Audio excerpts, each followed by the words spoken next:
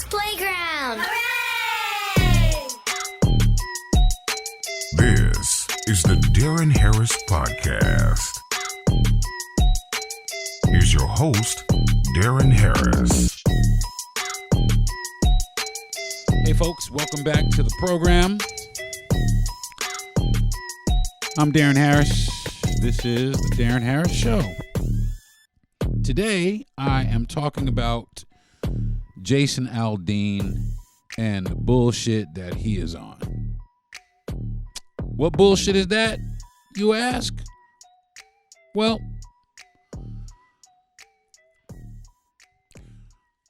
he's got a song out. It's not so new, but he just put out the video for it the other day. The name of the song is called Try That in a Small Town. And the song was pretty popular. It still is very popular. Well, the other day, he put the video out to the song.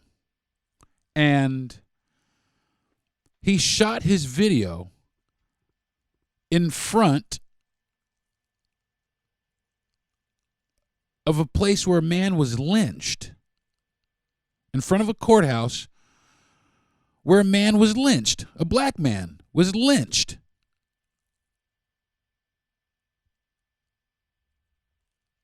And some of the words, some of the wording, and the meaning and the message in the song seems kind of inflammatory. It seems very thought out. It seems based in hatred. It comes across as divisive, derogatory, racist. And at first, I was like, whatever. But then I sat down and listened to the song, and then I watched the video. I sat and watched the video, and man, come on, man. What kind of bullshit is that, bro? What the fuck you doing, man? Who the fuck you talking to like that? I mean, dead ass, bro, for real. I mean, I'm sitting here looking at the lyrics of the song. So just in case you aren't familiar, these are the lyrics. I'm going to read the lyrics of this song, Try That in a Small Town, by Jason Aldean. Maybe I'm bugging. You know what I'm saying? Maybe it's me. Maybe I'm bugging. Maybe I'm overreacting to this. But maybe I shouldn't care about it as much as I do. But I care about this because this shit right here, this is the kind of shit that gets people hurt. This is the kind of shit that I'm talking about that really gets people hurt. Not just hurt, some people killed.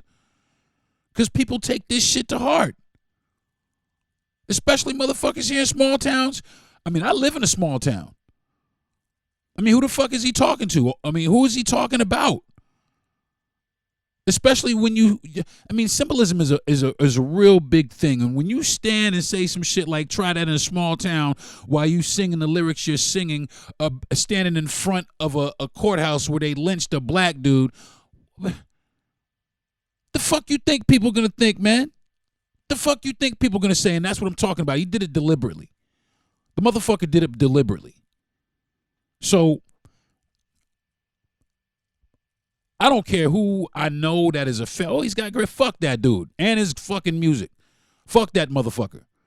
Because that right there, that's, to me, that song right there is really gonna get somebody hurt, man. I mean, that's the things that people internalize and they take out in the streets with them. And then they look for any instance to flex that shit. And they got that shit playing and try that shit in a small town. They got that shit playing in their head all fucking day. And as soon as something seems out of line, a little bit of alcohol might be involved or whatever. Anything can happen, man. And that's the last thing we fucking need. And I'll say that about hip-hop, too. But I will say this about hip-hop. Hip-hop is starting to calm down a little bit, and I like that. You know, if we could just get rid of these other motherfuckers out here fucking yapping about nothing, we would be great. But they get to say what the fuck they want to say, just like this guy gets to say what he wants to say. Jason Aldean is totally within his rights as an American to say whatever is on his mind. You knock it out, sir. So this is some of the things. I'm going to read the lyrics here. This is what was on this guy's mind when he wrote this song. And like I said, you tell me who you believe that is directed at. And honestly, it could be directed at anybody, but man, like I said, symbolism is a son of a bitch. So here it is. I should do it like him. Sucker punch somebody on the sidewalk, carjacking. I don't even know how it goes. Anyway, sucker punching somebody on the sidewalk, carjacking old lady at the red light, pull a gun on the owner of a liquor store. Yeah, it's cool. Well, act a fool if you like. Cuss out a cop, spit in his face, stomp on the flag, light it up. Yeah, you think you're tough? Well, try that in a small town. See how far that gets you down the road around here. We take care of our own. You cross that line, it won't be long till you find out. I recommend you don't try that in a small town. Got a gun my granddad gave me. They say one day they're gonna round up. Well, they might fly. That might fly in the city. Good luck. Try that in a small town. See how far you make it down the road around here. We take care of our own. You cross that line, it won't take long for you to find out. I recommend you don't try that in a small town. For the good old boys raised up right, if you're looking for a fight, try that in a small town. Try that in a small town. Who the fuck are you talking to, man? I mean, really, bro, who the fuck are you talking to? They say they're going to round up. No. It's you motherfuckers that been rounding the fuck up. It's you motherfuckers that's out in the woods on some fucking militia trying to get some shit popping. It's you motherfuckers. Motherfuckers just like you. And that's music that you've made for those people. Fuck you, Jason Aldean, okay? Fuck you. From down in my fucking stomach, motherfucker. Fuck you. I mean, that's exactly what we need, is another somebody stirring up some bullshit that we don't need. Try that in a small town, man. Say that shit in a big town, motherfucker. Now, I could very well go there. But I'm not going to go there with Jason Aldean. I'm not. Instead, what I'm going to do, I mean, because that's how I really feel. But instead, what I'm going to do is I'm going to try and break apart some of the reasoning behind why he made this song and why this song is so divisive and why we don't need music like this. And a few other things. I'm just gonna talk about it. I'm just gonna get it off my chest. And I invite everybody here also to sit down and think about this, man. Think about this for real. Think about the message in that song. That's crazy. I mean, to me, it just sounds like he's calling out black folks. It really does. I mean, he mentioned crimes, like a lot of crimes. And like it or not, the fact of the matter remains, yeah, we live in a lot of high crime areas. But we live in these high crime areas because of the socioeconomical status that we've been pushed into. Real talk. So, yeah, somebody in the hood might stick up a liquor store. Why? Because he's fucking hungry, man. Family need diapers. Might be strung out on drugs because he couldn't find a job. Now I'm strung out the fuck on drugs. Whatever. We've been put into that situation. So because of our socioeconomical status, where we live in larger groups, especially in larger groups, have a tendency to hold a higher crime rate. But that doesn't mean that there aren't good people in these communities. There's beautiful people in these communities. I mean, so much flavor and love in these communities. Believe it or not. So much.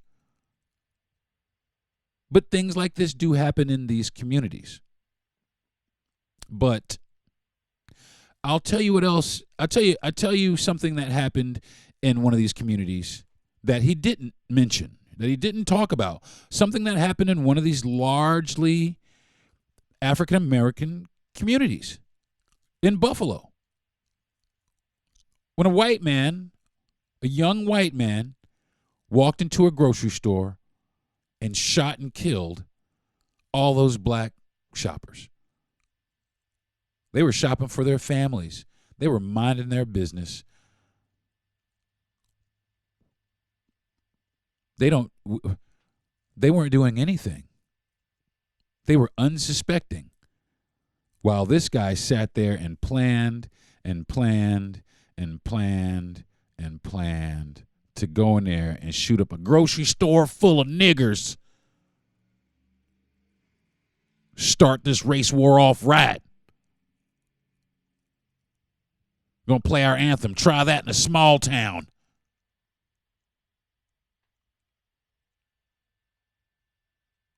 See what I mean, man? That's just hate. I mean, I get that you are proud of where you're from, Jason. I really do, man. I really get that you. I mean, I'm super proud about where I'm from. Ask anybody that knows me. I'm super proud about where I'm from. But where I'm from, we don't necessarily go out and broadcast that shit like that. You know, we ain't calling nobody out. We ain't call y'all out. We might rap against each other and battle each other and all kind of shit like that, but that's in our community amongst ourselves. You know, Jadakiss might have beef with Cameron. Jay-Z might have beef with Nas. You know, Eminem might have beef with whoever. But that's within our community, okay? That's within our community. We don't tiptoe outside of those lines. We don't step outside of those lines by calling out somebody else. Now, man, you didn't say anybody by race, didn't call anybody by name or ethnicity, religion or any of that. But, man, we ain't stupid, bruh. We ain't stupid, motherfucker. We know exactly who the fuck you're talking to. And we know exactly who you're talking about. Exactly. And we know exactly what a call to action is for all the good old boys who are raised upright. You looking for a fight? Try that here in a small town. Man, that's a call to action if I ever heard one. Come on, man. We don't do that to y'all. We play nice with our music. And if we do play dangerously with our music, we play dangerously with each other, which really, at the end of the day, has nothing to do with you, Mr. Aldean. You know, and I know you sitting there watching the news and watching your social media, people walking up, you know, with all these little challenges. And that's where you got the motivation or the inspiration to make this song. You're sitting there watching the news, just like I do. I sit there and do the same thing that you do, Jason. I sit there and I watch my TikTok or my Instagram or all these feeds, and I sit there and watch the news. I read articles. I look at the internet. And I see all the crazy shit that's going on in our country. Now, I'm not even speaking around the world. I'm just speaking in our country. Especially with these red states, and I don't want to turn this into a political thing, but man, that's really where it seems to be a hot button. Issues concerning black people and people of color. It is blatantly obvious that these red states do not want equality for black people. Black or brown people. They fucking with the Mexicans too. But they don't want equality for black people especially. They hate us especially. I mean, think about it. Think about what you hate. I hate roaches. Roaches. Every roach I see, I'll kill. Spider. Every spider, roach I see, I'll stomping. They hate us worse than they hate roaches. And all they want is to see our extermination. Either that or for us to leave this soil that they call their own, that they stole from the Indians. These people ride around with their trucks waving these big red, white, and blue flags. Burn the flag. See how far that gets you. You know what, man? To a lot of black people here in town, newsflash, not even in town, in the country, newsflash, for a lot of black folks, that flag has represented nothing but pain and anguish. And they have every right to feel the way they do about this flag. We are the most disenfranchised people in the world. These people stand behind this flag and preach liberty and justice for all, and we love Jesus. All that. Meanwhile, the only thing they want for me and my kind is to cease to exist. So when you put tools, I'll call it, tools, training aid, I'll call it, songs like this, what you do is you perpetuate the negative position that people have formed against black people, especially in a small town. Now, don't get me wrong. I don't dislike country music, believe it or not. Believe it or not, I actually like some country music. I find some country music very entertaining, as a matter of fact. I really do. I got friends in low places. Great tune, man. I got friends in low places. Hell yeah. Some of the songs I absolutely dig. There was a song called One More Day. Man, I forgot the name of the group. It'll come to me, but that's one of my favorite songs, country tune. And I'm Captain fucking hip hop in here. Really. I'm not playing. But country music, like you making Jason, bro, I don't think there's any room for it. Just like y'all said, there was no room for certain music that we made. I don't think there's any room for music like that in a society where all we want to do is coexist and get along and learn and build from each other, benefit from each other. Now, we're still a long ways off from that. We really are. I'm not even going to hold that back. I'm not even going to, even in the cities, no matter where we are in the country, we're still held back. And we have grown to expect that. But don't make it dangerous for us also. Don't make it dangerous for us out here in the street, man. You know what I'm saying? Come on, Jason. You out here fueling the fire, bro. You shot a music video at a courthouse. I think it was in Tennessee or one of them, where they lynched a black dude, where they lynched people, man. singing Try That Shit in a Small Town while you...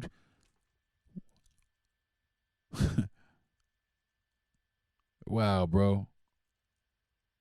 I'll tell you what. There was one thing that I heard in a hip-hop song a long time ago, and it was on the NWA Niggas for Life album, one of the greatest albums I ever listened to, by the way. If you haven't listened to it and you're a big fan, you're a fan of NWA, go check it out. It's called Niggas for Life. And there was an interlude in this song where there was a newscaster. There was a newscaster, and he was like, we're standing out here in such and such Los Angeles, and there's a big commotion going on, and there's a something, and it sounded like there was some sort of rally and chant, and against NWA. Oh, NWA, just stop it. No more NWA, no more NWA.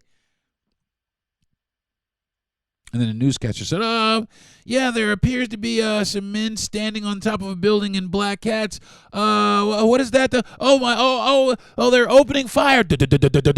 Oh my God. Oh, they're just, and then you start hearing explosions. Oh my God. And then they hit the fucking newsroom. Oh my God, I'm hit. Man, turn the fucking camera off. Boop. And then you hear Dr. Dre.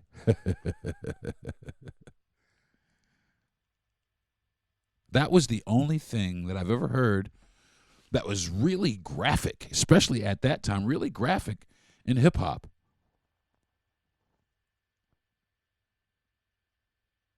No names were said. No races were mentioned. None of that. But still, we felt where that interlude came from. I felt that interlude. And the reason why I felt it is because, man, they've been throwing motherfuckers down in the street for fucking years. They've been, just beating people to death, breaking up families, dragging people down the road, shooting people for jogging, kidnapping motherfuckers for working while they working out, just shooting up grocery stores, just out here killing us. And you giving them more fuel and more confidence to stand up. I'm standing up, man. I ain't backing down or nothing. I ain't scared of nothing, especially not you motherfucking niggers. Come on, Jason. The fuck you doing, man? The fuck are you doing? And who the fuck are you talking to? That's what I really want to know, man. I tried not to let this be, a podcast where I really kind of got upset, but this is upsetting. It's very upsetting because it makes, I live in a small town, man. I live in a small town, and you know what's funny about that? I live in a small town where I'm related to a lot of people. My nephew just had another baby. There's a lot of people here that I'm related to, young ones. And they live here in this small town also. But you know who else lives in this small town? People who love that song, Try That in a Small Town. And you can feel it. Even to this day, 2023, I graduated high school here. And I graduated high school here in 1988. As a matter of fact, my high school reunion is coming up here in a couple of days, but that's another podcast. But even in 1988, coming up in here, like back in these days, my grandmother lived here, my great-grandmother lived here, my mother lives here, my aunt lives here. Like I said, I'm dug in here. My whole family's from here. I cannot tell you how many times, I can count them on both hands and probably a couple of toes, how many times I've been called nigga in my face right here in this town. And there's that tension. And there's always been that tension. And that tension is still here. We play nice in public. Yeah, we go sit down in restaurants and eat together. Things like that. You might see one or two of us hanging out every now and then together. But mainly,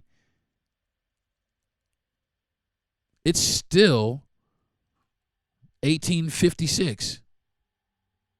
They really want it to be. You can feel it. I feel it every day. It's one of the things that gives me great anxiety. Great anxiety. Leaving my house. Just leaving my house. There's so many police here. There's so much policing here. And there's a lot going on here. There's a lot going on here in these neighborhoods. But they're not doing anything for the neighborhoods. The only thing they're doing to the neighborhoods are they're policing the neighborhoods. But they're not trying to see how they can solve this problem. And the problem is very simple. Give us the same things that you give yourselves. And when we build it ourselves, don't tear it down. Don't do that. Just don't. Let us be. But we can't be because there's still divisive music out here pushing the masses. Think about it, man. Think about this shit, all right? Think about it. People are like, listen, you go through a breakup with somebody, right? You just broke up with somebody, and there's a song on the radio that just, man, that hits you right between the eyes. Bing! Right, nail right on the head. Bullseye! And you listen to that shit over and over and over and over and over again. But before you know it, it's one of your favorite love songs. And, you know, it hurts so good. And you've been listening to it for so long. And it's made you feel some kind of way. That's the same thing with music like this. We need to be more responsible. I'm going to take a break really fast. And when I come back, we are going to continue talking about trying shit in a small town. This is the Darren Harris Podcast. Looking for a new podcast? Get our Backstage Pass with Gentry Thomas, who interviews the biggest names in movies, sports, and interesting people in show business. Hear the chats with Jay Leno, Spike Lee, Kevin Costner, Tim Tebow, plus Gentry's classic interview with the great Bob Saget. Get the questions nobody's asking. Subscribe to Backstage Pass with Gentry Thomas. Now streaming all episodes on Spotify. Now, back to the Darren Harris Podcast.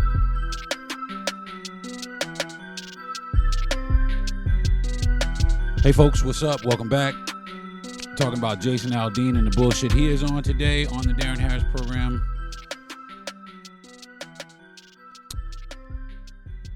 He made a song, Try That in a Small Town. It's gotten a lot of controversial kickback.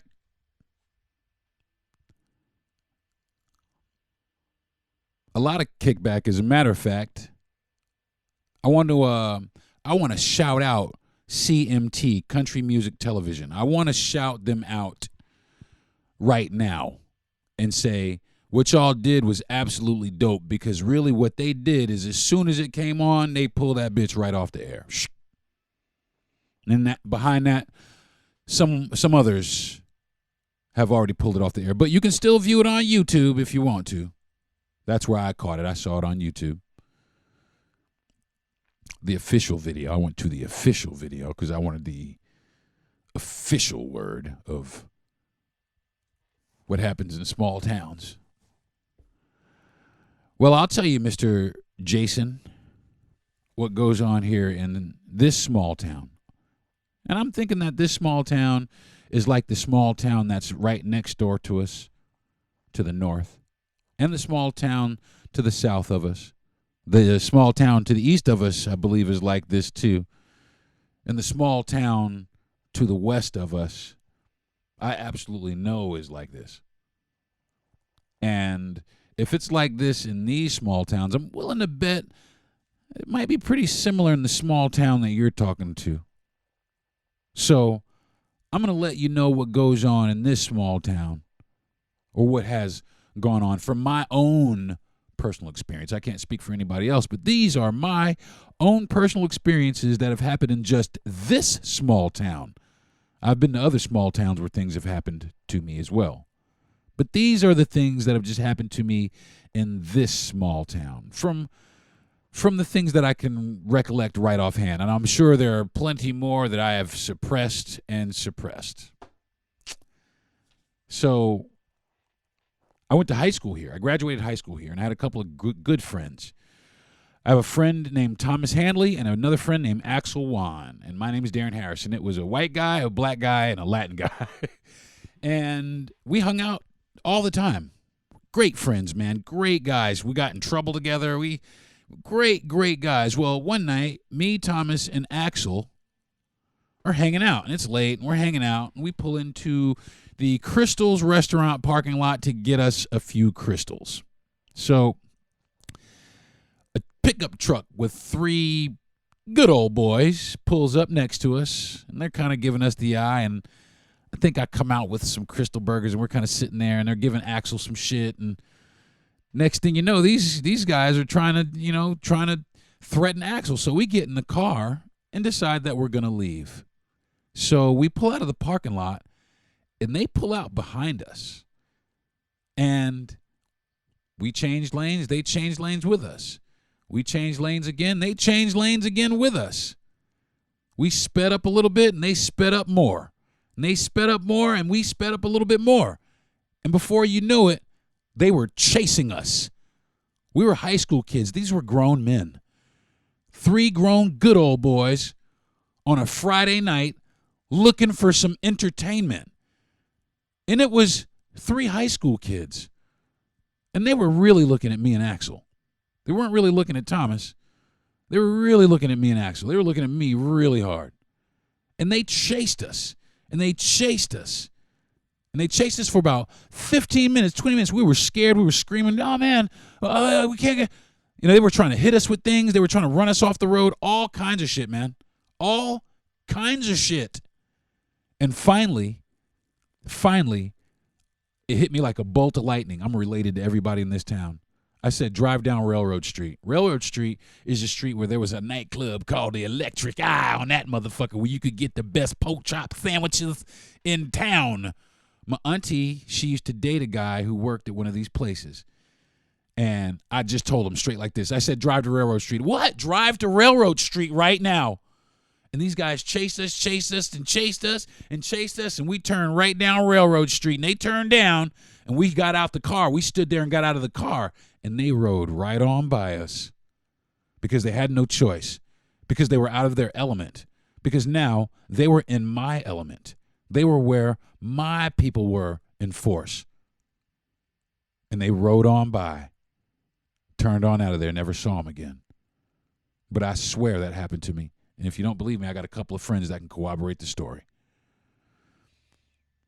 Now, that's just one incident that happened to me. There were several others. I have other friends in this town. Now, this is the same town that I'm in now. After high school sometime, I got a job at a place called Shenanigans Lounge.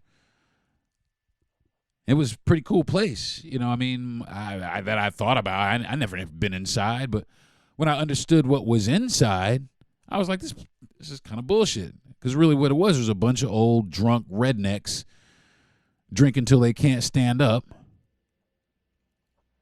every day. Well, my best friend had a great idea. For some reason or another, he started working at this place. And he said, I really think I could pack this place out with a guy. But we'd have to change the music format. I think it would work out. I know this guy really well. He's talking about me. And he brought me into this place as the DJ.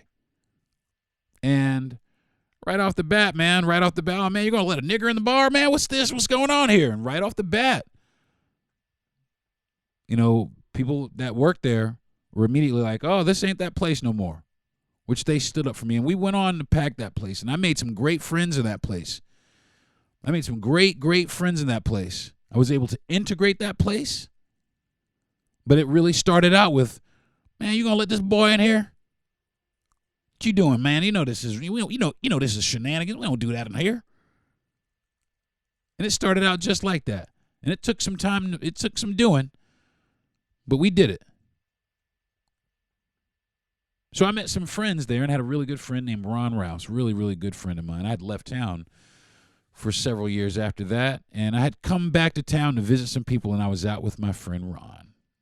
And we stopped in another bar out there called Hangar 7. And we walked in the bar, and we were sitting there, and we were playing a game of pool. And we had gotten a pitcher of beer, brand new pitcher of beer. We're standing there, we're laughing, having a good time, catching up. And I noticed there were some guys over in the corner.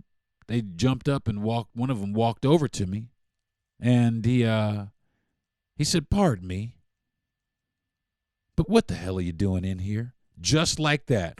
Cool as a cucumber. I am not exaggerating, not lying. Just, "Pardon me, but what the hell are you doing in here?" And I said, "Well, I was kind of naive at that point. I didn't really realize what he was talking about." I said, "Oh, I'm in here having a drink with my friend, that I hadn't seen him in a bunch of years. He's my best friend. I hadn't seen him in a bunch of years." And he said, well, this ain't the place." And right then, I knew exactly what he meant. So I turned into him. I had a pool cue in my hand. I turned into him, and I said, "Oh, yeah?" And my friend Ron grabbed me by the arm and said, "Come on, Deron, let's go," because there was a bunch of other bikers in the corner, and they were all just waiting.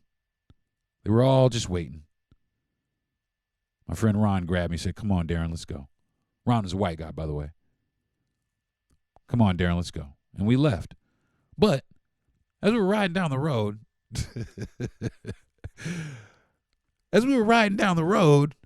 I was sitting there thinking to myself, man, I've experienced a lot of racism in my life, But that had to be the most polite, get the fuck out of the bar nigger speech I ever heard in my life. It was genuine. It was heartfelt. He was concerned. It seemed like he was concerned for me, like for my safety and all kind of shit. But we all know the truth behind that. But it really did. I mean, it was the most polite, get the fuck out of the bar nigger speech I ever heard in my life. But that's just one other thing that happened. There's another thing that happened in this town. And I knew this person for a long time. I knew this person for a long time. And I'm not going to say her last name, but her name's Rhonda. She'll know who it is if she's listening. She'll know who it is. And I was hanging out. We had a great time at I was a DJ. We had a great time. Everything was great. Had a wonderful time tonight. Everybody was dancing, had a good time. "Dad, Deron, you're the man. Yeah, I was the man. Because I changed things. I made it so black folks didn't feel uncomfortable to come into this place. And I made it also so all people in the community could enjoy this place. And we had a good time there. We had a good time. And people were starting to come around. Yeah, we were starting to like this. So this girl, Rhonda, I've known Rhonda for years. We've been friends for years. She wasn't like, she was, we were friends in high school. Like, we were just friends in high school. I just knew her from high school. And this was after high school, considered a long time after high school. So, I've known Rhonda for years. And out of nowhere, like, she walked up and she said, "Deron, I usually don't like niggers, but you're all right." Just like that. Just like that. Just like that. That's what happens in small towns, Mr. Aldene. At least this one. And I'll tell you what, it's still happening to this day. And you're just fanning the fucking flames, aren't you? And you don't mind doing that at all, do you? Because it's how you were brought up. You were brought up by people who felt that way about my people. And you were steadfast in it, and you stood right up in it. I know other people who were brought up that way and didn't. It didn't take for them. They managed to actually be some decent human beings. And not just decent human beings in front of 80 million people or 8 million people. I'm talking in front of 2 people, 4 people. I got a couple of friends, man. I got a friend that'll bust you in the fucking mouth if you come out with if you say something crooked to me. I got some friends, white friends, that'll just ruin your fucking day. Because they understood a long time ago the same thing that I understood a long time ago, is that we are all brothers here, man. We are all the same here. We are all fighting the same struggles, the same battles. We all poor like a motherfucker, man. We all getting screwed by the government. We all getting held down by the man. I see you out there at your fucking trailer with your 4 kids. 3 cars out there broke down in the fuck. I see you out there, Mr. Redneck. You doing the same thing some of my people are doing, man. Out there struggling, man. These people don't give a fuck about you just like they don't give a fuck about me. But you still perpetuate the most petty shit in the world you could perpetuate. It's so ridiculous, man. It's so archaic. I mean, we got enough politicians in this country trying to set our country backwards. And in some fronts, our country's been set back 50 or so years, man. You're trying to take it all the way back to the Civil War, bro. You're trying to take it all the way back to the Civil War. Congratulations, man. You have just armed a whole new generation of kids with hate. You have empowered these people to be proud racists. And that's exactly what I'm going to call them. I'm not going to call you good old boys. I'm going to call you racists. You've given them more anthems. And shout out to hip-hop lately, too, because lately I've been hearing some good hip-hop from people who actually are starting to get it, starting to realize it. Shout out to Kendrick. Shout out to J. Cole. You know what I mean? Shout out to these cats that's really putting in the work, trying to really get our people back up on some top side where we not talking about thuggery every other fucking sentence. Shout out to those dudes for doing that.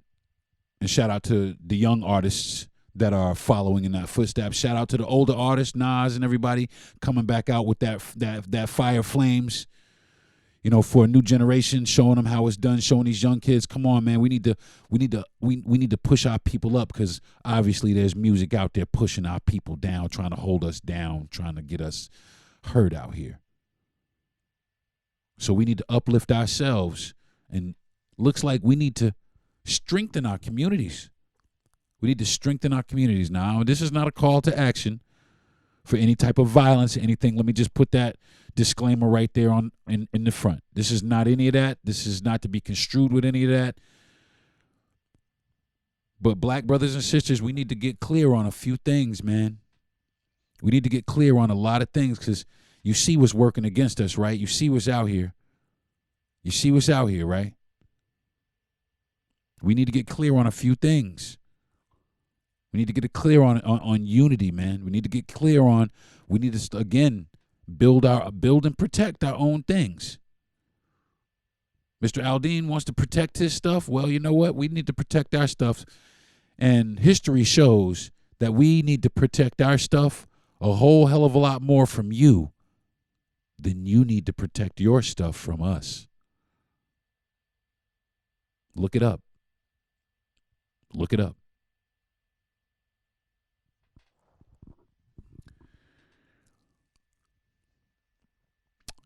His wife chimed in and said, she tweeted and said, well, before she tweeted, he tweeted. And he said, that's not what I meant. Of course you're going to say that. But that's not what I meant. He had nothing to do with, where the location was. Well, you got a stark raving racist in your fucking ranks. I'll just say that, because that's fucking symbolic as hell. Subliminal as a motherfucker. Stark raving racist. Come on now. But he went on to say that he meant that it didn't matter what creed or color it was in our neighborhood. If any people came around trying to pull any of that type of stuff. All the people in our neighborhood and all the people in our small town, we would band together and protect our small neighborhood. Well, that's everybody. That's everybody. It's every place. It's every place. It's every place in the world. You're supposed to. You band together, you protect your community. You keep your community safe, but you also mind your fucking business and you don't go out and instigate bullshit. Because now, shit, I'm just going to go ahead and say it. Motherfuckers, I feel threatened now. And people who know me know I'm not a dude to go out and be on some advocate for violence. I don't advocate for violence. I don't advocate for gun violence. I definitely don't. But I almost feel like I need to go out to protect myself from these motherfuckers out here on some red, white, and blue and back to blue. And there was a bunch of that shit also in the video. These back to blue and black and white American flags. That's just the most ridiculous shit in the world. And that has just become the new symbol for American white supremacy. It just has. I didn't make it that way. You guys did. As a matter of fact, I was in Zaxby's Chicken yesterday getting a orange drink. Yes, I was buying orange soda. And fried chicken. Yes. So I was at a Zaxby's Chicken. So I see a white guy standing in line, and he has a Navy hat on. He was a Navy veteran. Well, I was in the Navy. But he also had one of those back the blue shirts on with the little American flag on back the blue.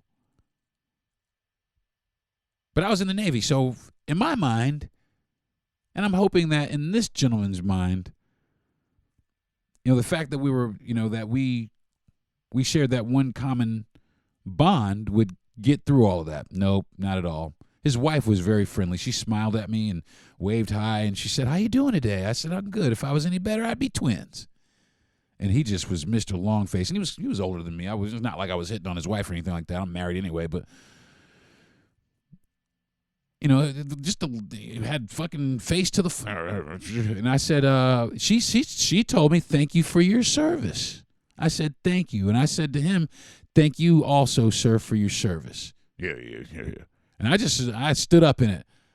I said, "Where'd you go to boot camp?" "I went to San Diego. I went to boot camp at the Great Mistakes."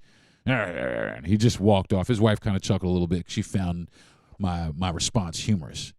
But I knew exactly the dynamic of what was going on. I knew exactly the energy that he was giving off to me. He was back in the blue. He was back in that bullshit. And that's okay, man. That's all right. That's all right. You back the shit that you want to back, because of course I'm going to back the shit that I want to back. And you have every right to. Just like, don't get me wrong, man. Jason, you got every right to sing the songs you want to sing. You know what I'm saying, my man? And as an artist myself, you express your art, homie. You know what I'm saying? You go out and you express your art to the people, your fans, because that's what I do. I express my art and to my people and my constituents and my fans and the people that listen to me and subscribe to my channel and listen to my podcast or whatever they do. Follow me on social media. That's exactly what I do. And these people subscribe to me just like they subscribe to you. Now, I don't have as many subscribers or people who like me as you do. But the people that do, they know that first and foremost, my love is for everybody, man. I'm not calling anybody out. And if I do call anybody out, I'm calling everybody out on their bullshit. I don't care what color you are. I'm like Don Rickles or Lisa Lampanelli. I don't give a fuck what color you are. I'm calling you the fuck out. I'm just going to call you out on your bullshit. Every day. And everybody should know that about me. I'm just going to call you out on your bullshit. If it's bullshit, I'm going to tell you. And I'm sorry, Jason. You get the thumbs down, homie. The straight up thumbs down. And not only that, you get the straight middle finger up at the same time.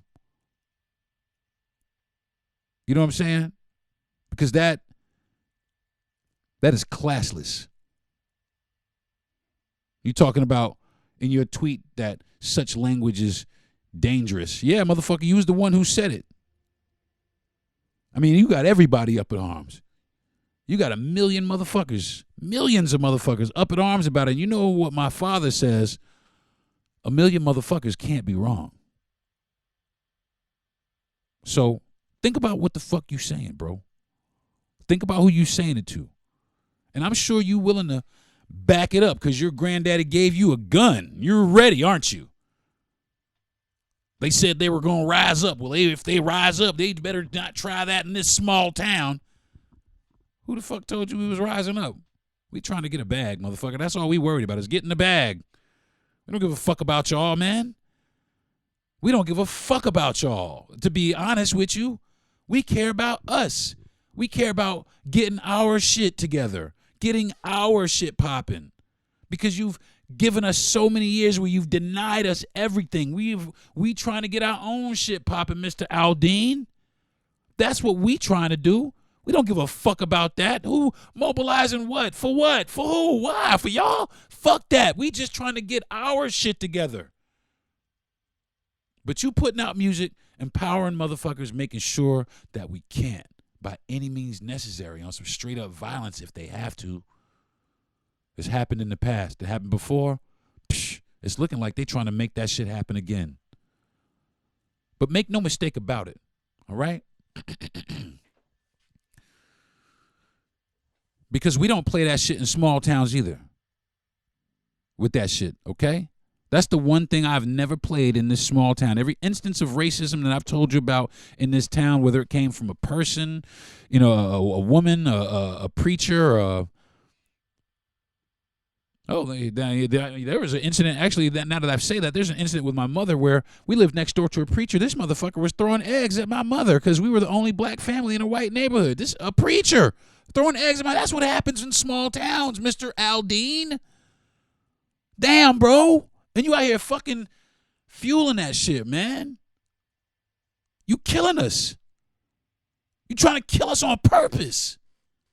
You trying to get these motherfuckers hyped the fuck up, especially down here in Florida now where motherfuckers could just conceal a weapon anywhere. Thanks, cocksucking ass Governor Ron DeSantis. Appreciate that, motherfucker. People just walk around. And guess what they're doing in these small towns? They're walking around concealed carry. They really are. They really are. And that's just bad for everybody. So I'm sure that some of these guys, their granddaddy gave them a gun too. My granddaddy gave me this gun. And I'm like, damn it, you know what? If they try that shit here in my town, I'm going to shoot every last one of them. And that is what you're preaching. That is the message that you are sending. And you cannot tell me you didn't know. Okay, you didn't pick the location. I'll give you that. Maybe you didn't pick the location. But I know one thing that you did before the video got released is you watched the fucking video. I know you did that. I know you did that. So in that, my friend, maybe you did know. Maybe you just didn't care. Or maybe, just maybe, you were trying to send a very specific message to a group of people specifically. And I don't give a damn what anybody else says. You can come on my fucking show and debate me. I believe you did it on purpose. I think you did it on purpose, motherfucker. I really do. And I have none. And I know you don't care, and that's fine, because I don't give a fuck either. I have no respect for that. I got no respect for that. I got no respect for somebody who'll sit up and preach about violence. I mean, that's pretty much lynch mob justice. That's lynch mob justice right there. Try that shit in a small town, me and my good old boys. That's the fucking lynch mob right here in front of this fucking courthouse that you lynched a black dude in. Come on, motherfucker. You cannot tell me that you didn't fucking know. You can't tell me that you didn't fucking know. Fuck you, Jason Aldean.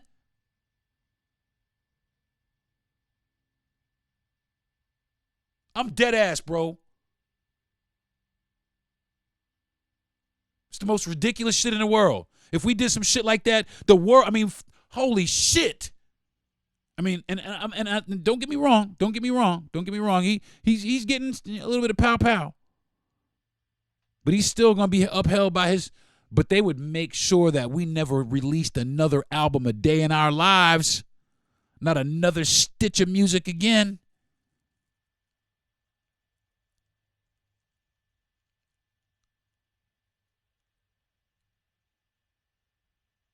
That's what's going on, folks. That's what's going on. I could keep going. But I got to go to my mother's house and pick up the mail, do a little laundry. So back to regular life. But I want everybody to know about this. I want everybody to hear about this. If you're listening to my podcast, I want you to know about this. Share it. Spread it around. Spread it around. Listen to the whole thing, man. Spread it around. This is what's happening here. Now, I would say this too, because I know a lot of my podcasts come off this way. And I know to some people it seems like that I am anti-white. That I'm anti-white. That anything white people this, white, and everybody would think that I am anti-white.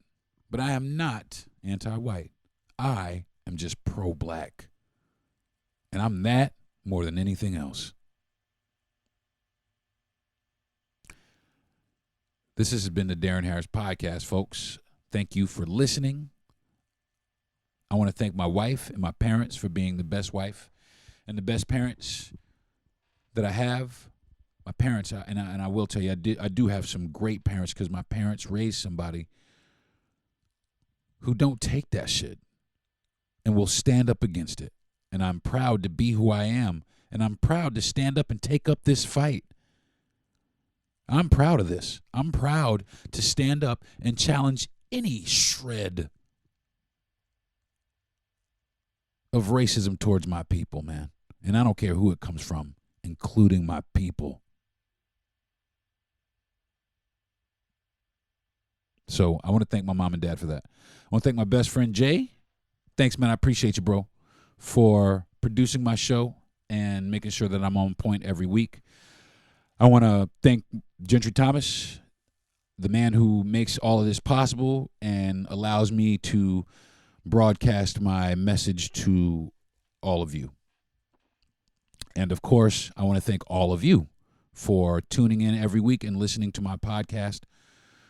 I hope that I'm giving you better content. I'm really trying. So I want you to know that I appreciate every listen that I get, every download I get, and I take it all very seriously. I don't step behind this mic. I don't crack this microphone and take this lightly. I don't just get up here and, these are things that really affect me. These are things that affect my mental health and my mental well-being every day on a daily basis.